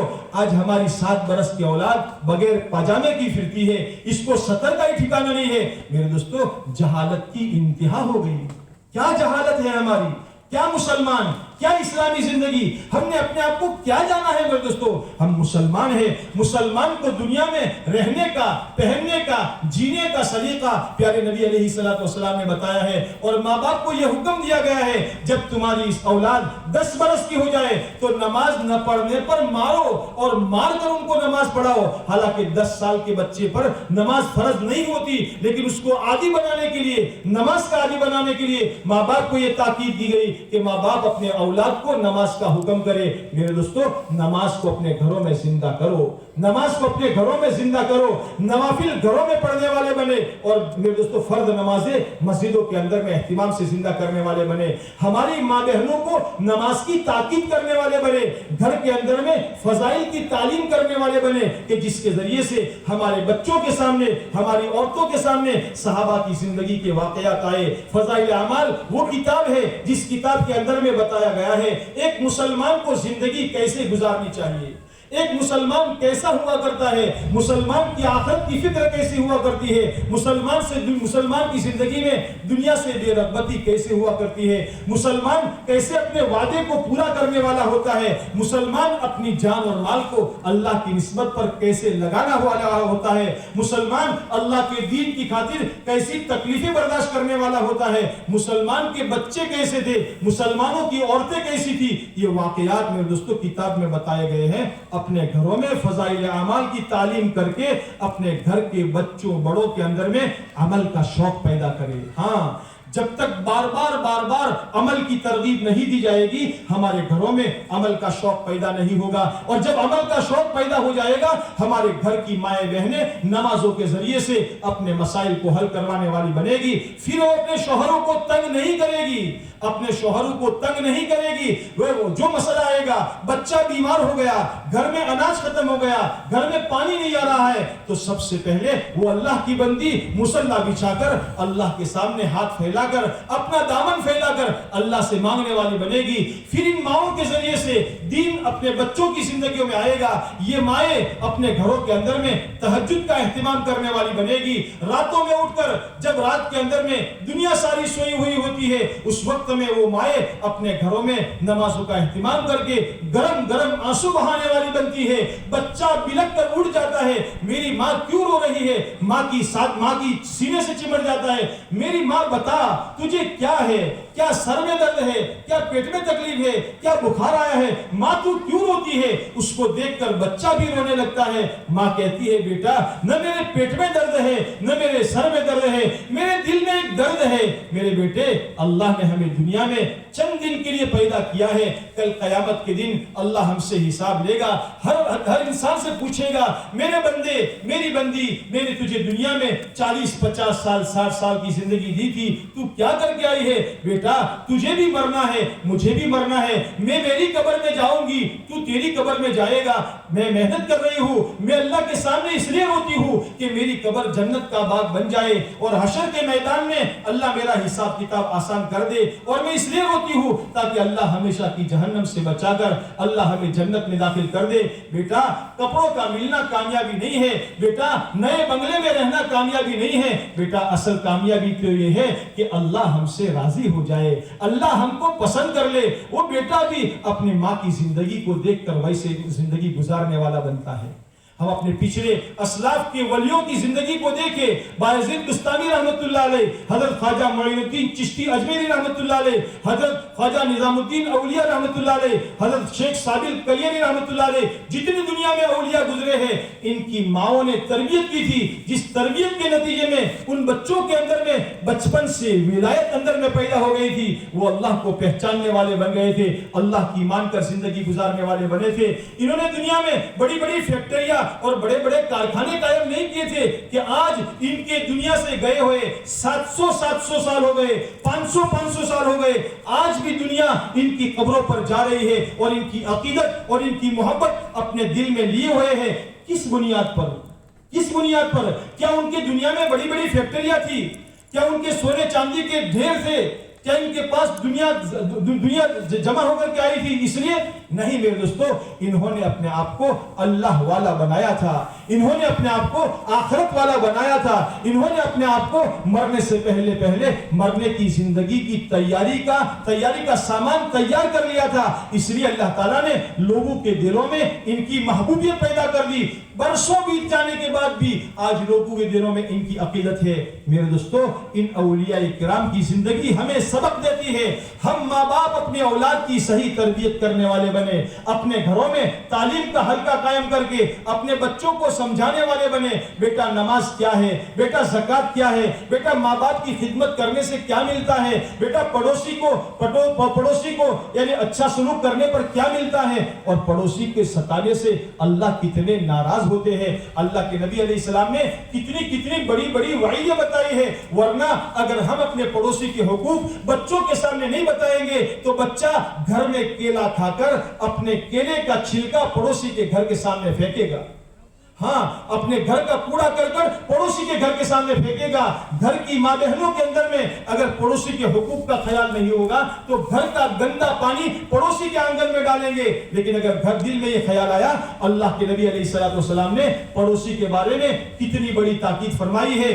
فرماتے ہیں جبرائیل علیہ السلام مجھے پڑوسی کے بارے میں بار بار تاکید کرتے رہے، یہاں تک کہ میں یہ گمان کرنے لگا، اللہ کے نبی فرماتے ہیں صلی اللہ علیہ وسلم فرماتے ہیں میں یہ گمان کرنے لگا کہ پڑوسی کو وراثت میں حصے دار بنا کر چھوڑیں گے۔ ہاں آپ علیہ السلام نے وعید بیان فرمائی، واللہ لا یؤمن، واللہ لا یؤمن، واللہ لا یؤمن، خدا کی قسم وہ مومن نہیں، خدا کی قسم وہ مومن نہیں، خدا کی قسم وہ مومن نہیں۔ صحابہ نے پوچھا اللہ کے نبی علیہ السلام کون مومن نہیں؟ آپ نے فرمایا جس کی مصیبتوں سے اس کا پڑوسی مأمون نہ ہو۔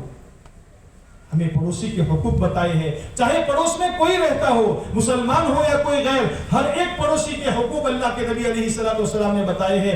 ہم فضائل کی تعلیم کے ذریعے سے اپنے بچوں کی تربیت کرنے والے بنے۔ روزانہ کے 24 گھنٹے میں سے آدھا گھنٹہ 1 گھنٹہ اپنے بچوں کو دین سکھانے والے بنے، بچوں کو قبر کی یاد دلانے والے بنے، بچوں کے سامنے حشر کی زندگی پیش کرنے والے بنے، بچوں کو بتائے جنت کیا ہے، بچوں کو بتائے دوزخ کیا ہے، اللہ تعالیٰ جنت کس پر دیتے ہیں اور دوزخ میں کون جائے گا۔ ہم اپنے بچوں کو بتائیں گے تو ہمارے بچوں میں بچپن سے ہی عمل کرنے کا جذبہ پیدا ہو جائے گا۔ اس لیے میرے دوستو، نماز کے ذریعے سے ہم اپنے گھروں کو نورانی بنائیں، اپنے گھروں کو نورانی بنائیں گے، برکتیں ہمارے گھروں میں آئے گی۔ اللہ تعالیٰ نے، اللہ کے نبی علیہ السلام نے ابن عباس رضی اللہ تعالیٰ عنہ سے فرمایا تھا، احفظ اللہ یحفظک، احفظ اللہ تجدہ تجاہک۔ اے ابن عباس، تو اللہ کے حکم کی حفاظت کر، اللہ تیری حفاظت کرے گا۔ اللہ کے حکم میں ہماری حفاظت ہے، اللہ کے حکم کے پورا کرنے میں ہمارے لیے کامیابی ہے، اللہ کے حکم کے پورا کرنے میں ہمارے لیے برکتیں ہیں۔ اللہ تعالیٰ آسمانوں سے زمینوں سے برکتوں کے دہانے کھولیں گے۔ لیکن میرے دوستو یہ نہیں ہو سکتا جب تک کہ ہم خود اپنے آپ کو بدلنے کا ارادہ نہ کریں. ان اللہ لا یغیر ما بقوم حتی یغیروا ما بانفسهم. اللہ تعالیٰ کسی قوم کی حالت کو نہیں بدلتے جب تک کہ وہ قوم اپنی حالت کے بدلنے کا خود فیصلہ نہ کرے. ہم اپنی حالت کے بدلنے کا فیصلہ کریں. ہم سوچیں اللہ نے مجھے مسلمان بنایا ہے, میرا چہرہ مہرہ مسلمان کا ہونا چاہیے, میرا لباس مسلمان کا ہونا چاہیے, میں سر تاپا اسلامی رنگ میں رنگنے والا بن جاؤں, میں اللہ تعالیٰ کے احکامات پر چلنے والا بن جاؤں. اگر اللہ نے مجھے مال دیا ہے میں زکات ادا کرنے والا بن جاؤں. اللہ نے اگر مجھ پر حج فرض کیا ہے میں حج کرنے والا بن جاؤں. ایک ارکان اسلام ہے, ان ارکان اسلام کو اپنی زندگی میں زندہ کرنے والے بنے. ارکان ایمان کو دل سے سچا ماننے والے بنے. اللہ کی ذات پر, اللہ کی صفات پر, اللہ کے فرشتوں پر, اللہ کے نبیوں پر, اللہ کی کتابوں پر, اللہ کے رسولوں پر ایمان لانے والے بنے. مرنے کے بعد کی زندگی پر ایمان لانے والے بنے کہ مرنے کے بعد کی زندگی سچی ہے.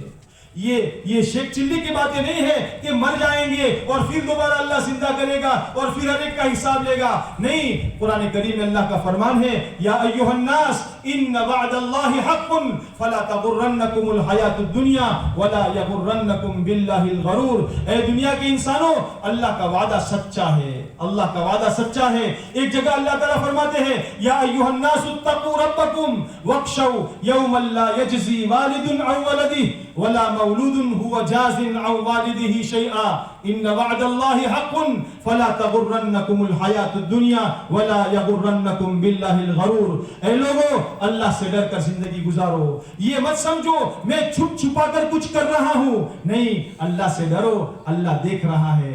اگر تم 7 زمینوں کے نیچے بھی کر رہے ہو اللہ تمہیں دیکھ رہا ہے. لقمان علیہ السلام نے اپنے بیٹے سے فرمایا تھا یا بنی انها ان تک مثقال حبۃ من خردل فتكن في صخرة او في السماوات او في الارض یأتی بها اللہ. اے میرے بیٹے, ذرہ برابر بھی تو کوئی کام کرے گا, چاہے وہ خیر کا کام ہو یا برائی کا کام ہو, پہاڑوں کی چٹانوں میں جا کر رہا ہو, آسمان کی بلندیوں میں کر رہا ہو, زمین کی تہ میں جا کر رہا ہو, اللہ تعالیٰ قیامت کے دن اس کام کو تیرے سامنے لائے گا. ہاں, اللہ تعالیٰ لائے گا. اس لیے اللہ کا وعدہ سچا ہے. اللہ فرماتے ہیں اے لوگوں, اللہ سے ڈر کر زندگی گزارو. اس دن سے ڈرو جس دن نہ کوئی باپ بیٹے کے کام میں آئے گا اور نہ کوئی بیٹا باپ کے کام میں آئے گا. ہاں, آج تو ایک باپ اپنے بیٹے کے لیے اپنی پسینہ بہاتا ہے, بڑھاپا نہیں دیکھتا. بڑھاپے میں 70 سال کا بوڑھا, 80 سال کا بوڑھا لاری میں سامان لے کر بیچ رہا ہے. ارے بڑے میاں, تم کیا کر رہے ہو؟ تمہارے پاؤں تو قبر میں لٹک رہے ہیں, اب تو قبر میں تیاری کرو. قبر کی بھائی بیٹا میں اس لیے کر رہا ہوں تاکہ میرے بچے خوش رہے, بچوں کے کھانے پینے کے لیے کر رہا ہوں. جس اولاد کے لیے نمازیں قربان کی جاتی ہے, جس اولاد کے لیے اپنا دین قربان کر دیا جاتا ہے, جس اولاد کے لیے ایمان تک کو قربان کر دیا جاتا ہے, قیامت کے دن مرنے کے بعد وہ اولاد ہمارے کام نہیں آئے گی. نہ کوئی باپ اپنے بیٹے کے کام میں آئے گا اور نہ کوئی بیٹا اپنے باپ کے کام میں آئے گا.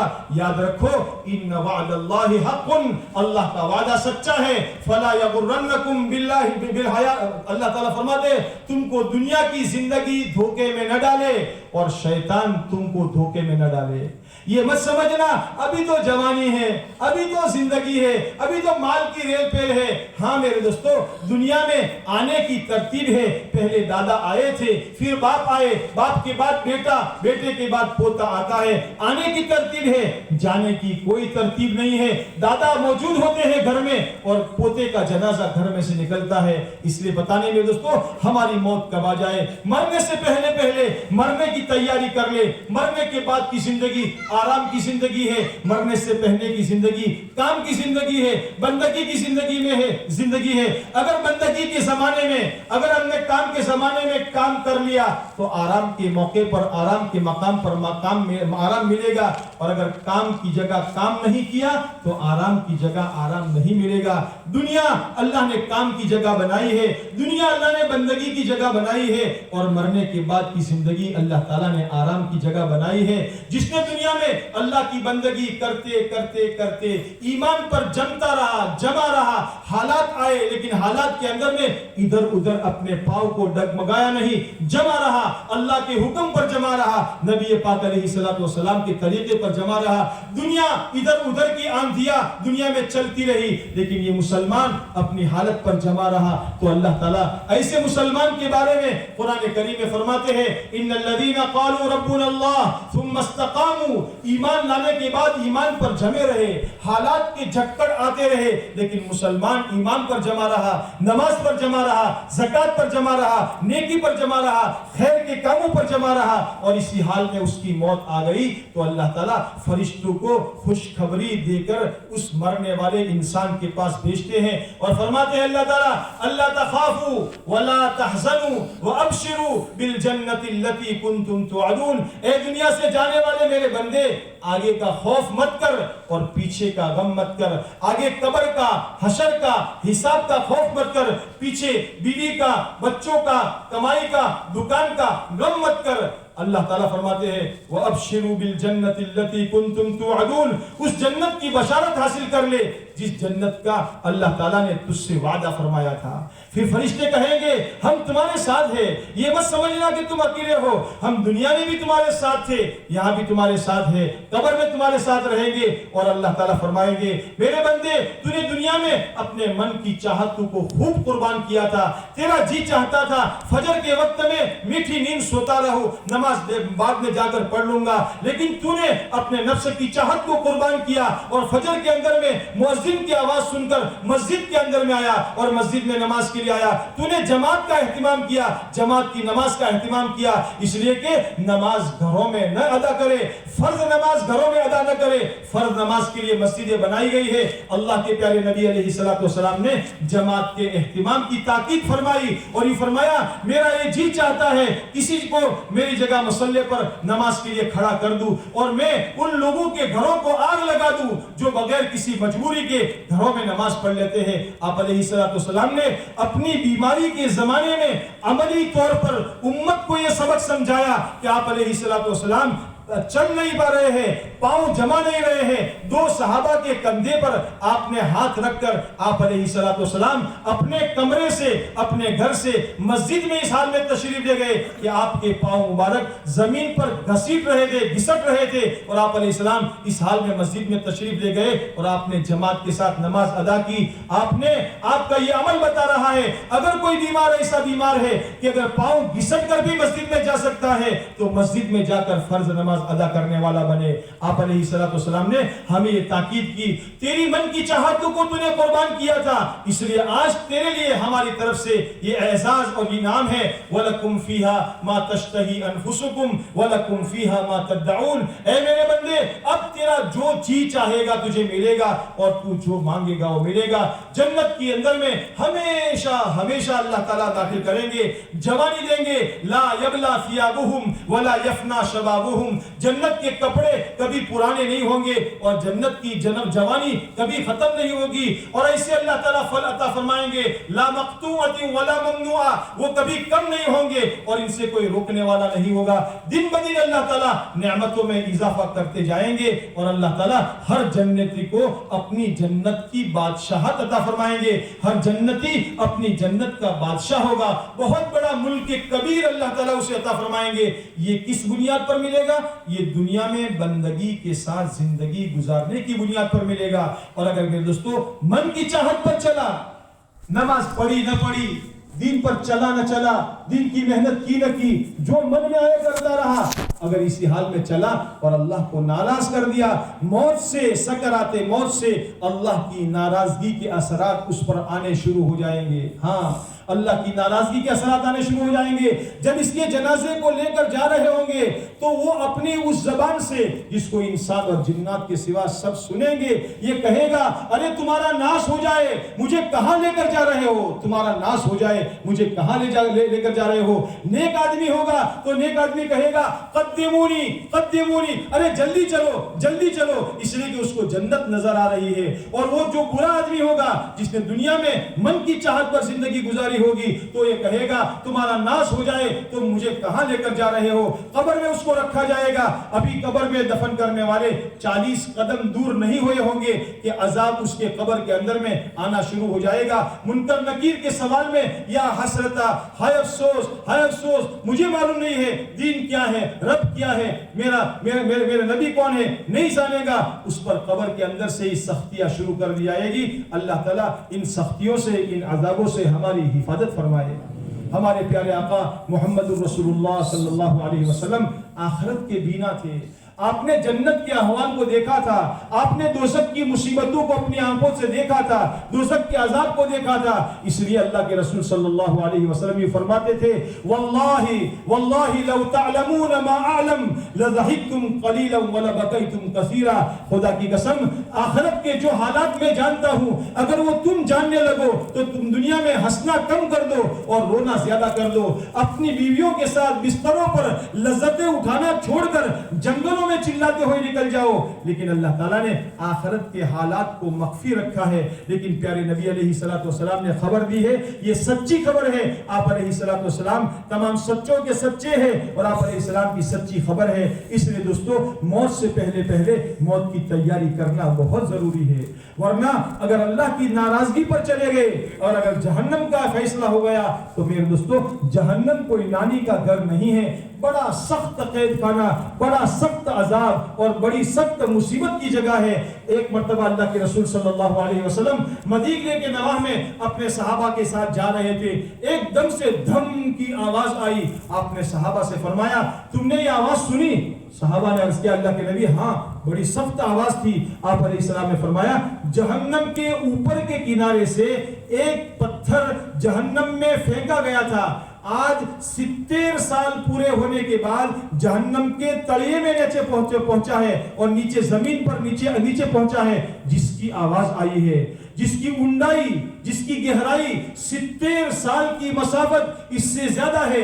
اللہ تعالیٰ اس جہنم سے ہماری حفاظت فرمائے. اس جہنم سے بچنے کے لیے، اس جہنم سے بچانے کے لیے اللہ کے پیارے نبی علیہ الصلوۃ والسلام نے اپنے آپ کو رلایا، اپنے آپ کو بھلایا، خود فاقے برداشت کیا. آپ کے گھرانے میں فاقے آئے ہماری ماؤں نے برداشت کیا. آج ہمارے گھروں میں اللہ کی دین کی نسبت پر فاقے تو نہیں آئے. کبھی 2 روٹی کی جگہ 1 روٹی مل گئی لیکن دوستو ہمارا پیٹ کبھی بھوکا نہیں رہا. اب عائشہ رضی اللہ تعالیٰ فرماتی ہے اللہ کے نبی علیہ الصلوۃ والسلام کے گھر میں فرماتے ہیں ما شبع آل محمد صلی اللہ علیہ وسلم یومین متتابعین من خبز شعیر یومین متتابعین حتی قبض. فرماتے ہیں اللہ کے رسول صلی اللہ علیہ وسلم کی وفات تک کبھی بھی 2 دن مسلسل جو کی روٹی سے بھی اللہ کے نبی کے گھر والوں نے پیٹ بھر کر کھانا نہیں کھایا.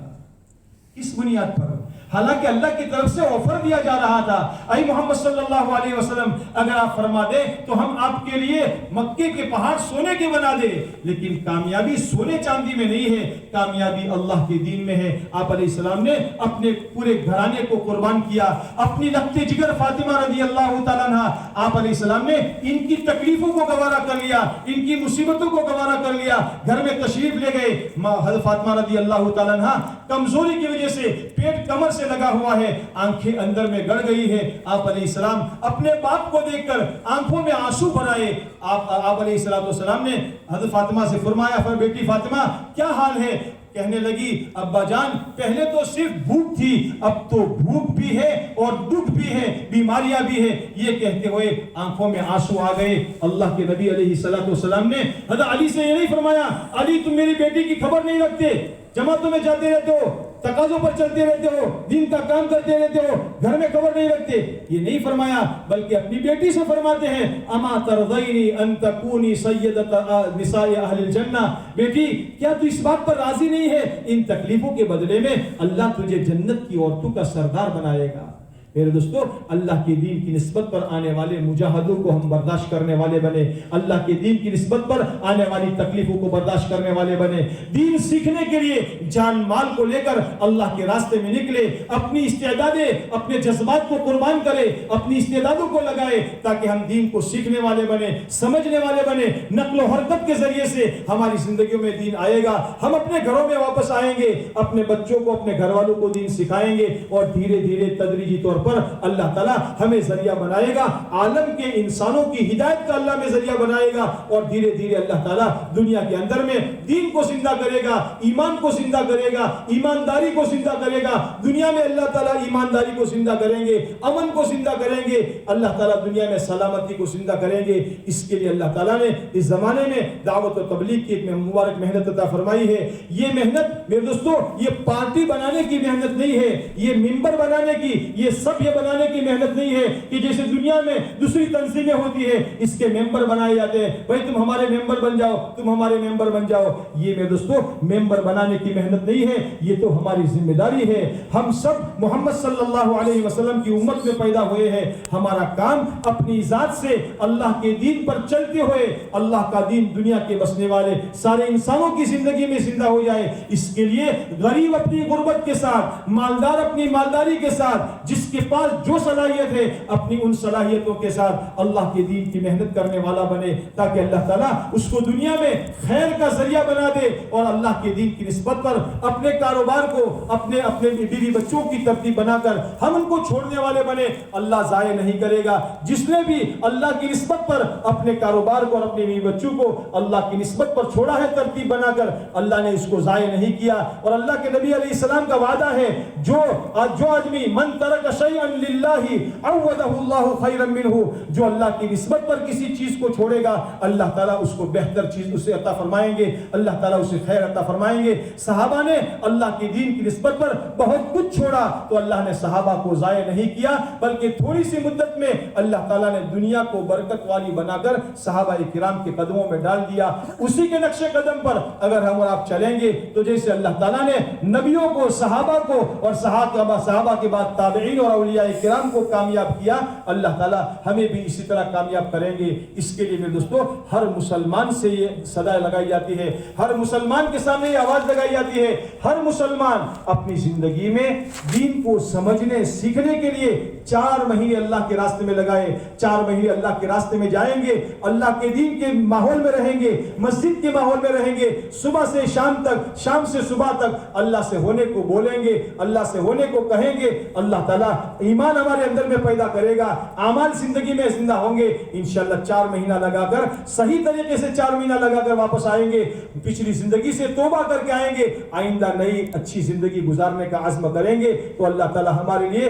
جو وعدے اللہ نے صحابہ کے ساتھ پورے فرمائے تھے، اللہ تعالیٰ وہی وعدے ہمارے ساتھ بھی پورے کرے گا۔ اس کے لیے میرے دوستو ہمت کر کے حضرات بتائے کون کون اس مجمع میں 4 مہینے کے لیے تیار ہے؟